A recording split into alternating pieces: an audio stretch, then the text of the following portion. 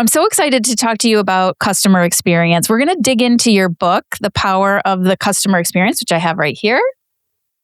I want to know, before you wrote that book, what was it that you were seeing? I mean, you've been an executive at Chick-fil-A, like you've worked for the Ritz, you're on the national speaking stage all the time. Was there something that happened that you were seeing over and over again that made you think that this was an important topic to talk about? Specifically in my time at Chick-fil-A, it's such a loved brand. And so we would have so many companies and organizations reaching out saying, will you teach us your training model? Will you just tell us what you do that is going to make our organization be so successful in customer experience? And we would have these workshops where companies would come and we would host them and feed them lunch, and it'd be a full day thing and say, hey, here are things we've learned that work or don't work.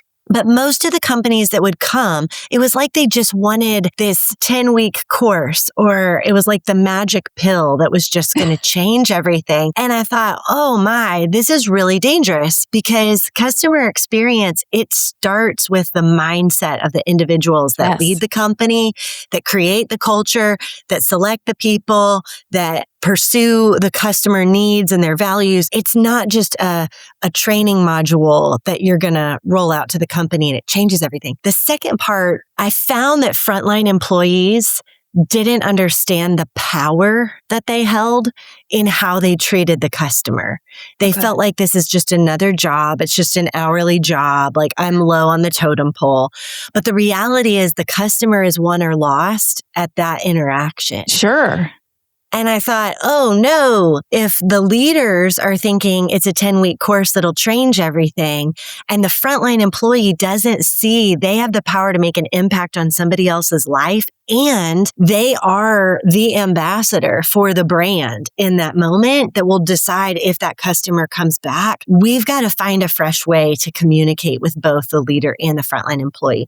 And then the third part, I was leading this for a great brand and business, and I had plenty of resources and books, but we at the time had 250,000 team members across the country, and I couldn't find a single book about customer experience for them. And I thought, honestly, I don't need the books. They're the magic makers of this brand. We need resources that will inspire them. So those were the three parts that I thought, maybe there's enough room on the library shelf for another book that can help inspire some people. And it has to be part of your value system. Otherwise, it's inauthentic.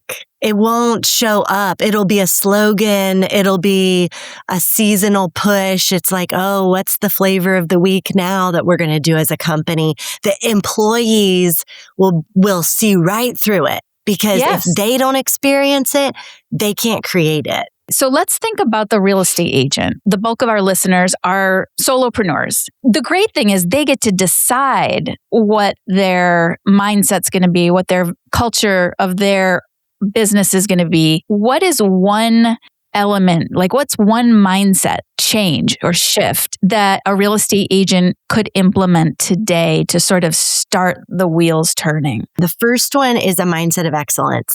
Excellence is the 90% of work that people don't see. It's the cold calls. It's getting yourself revved up again and getting out there. It's going to that social event that you honestly don't want to go to, but it's really good for networking. It's putting yourself out there on social media, whatever the tactics are that are going to help grow your business. It's that hard work, and it's doing it in a way that you really can be proud of. The second one is a mindset of empathy. This is a lot of money for the client. It's probably the largest purchase they will ever make. And so not falling into a trap of treating it like just another thing, but really stewarding the people and the emotions that are going to come with that decision and the whole process. A mindset of empowerment. Being a solopreneur, you are ridiculously in charge. And it's kind of like, if you don't do it, no one else is doing it. I think sometimes as solopreneurs, we have to kind of look at ourselves and be like, get on there, girl. Like, get out there. You're empowered. Yes. Go do the thing. Be gritty. Like, what would I do if I had less time and fewer resources? How can I be a little bit more gritty in it? And then the last one is a mindset of engagement. It's being in the game. It's being in the conversation. What is in my kind of sphere, my domain that I could impact to make this different for my community, myself, this industry, whatever that is. So those are 4 mindsets that we can put on, and they sound in our heads very unique. Like a mindset of excellence is why not my best? And that's why mindset is so important, is the story we tell ourselves actually determines what we're going to show up and do every day. Yeah. And that is going to determine our outcomes. Let's talk about outcomes. What do you think the real cost is when organizations or solopreneurs say customer experience isn't that important? Maybe they don't outwardly say that, but maybe they don't, think about it in a real deep way as part of their culture, as part of their the pillars of value.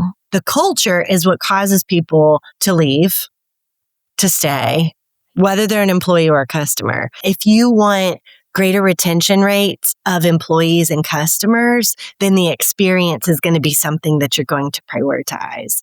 As leaders, if we don't create a culture that our employees are going to thrive and flourish in, they're not going to create a customer experience where customers are going to want to come back. Yeah. And I think that when we understand that, we treat our people, we train our people, we empower our people, we select our people differently because they're really gatekeeping the love for the brand, or 100%. They're turning people away. One of the things I invite my clients to do is that whenever you're about to have an interaction with a client, a customer, whether it's a text message or on the phone or an in-person or a Zoom, whatever it is, I want you to ask this question: how do I want this person to feel at the end of our interaction? Oh, that's so good. Right? And it just changes the whole trajectory of the conversation. But if we just consistently do what we say we're going to do and do it in a way that cares for the other person, we are winning. We are light years ahead. 100%.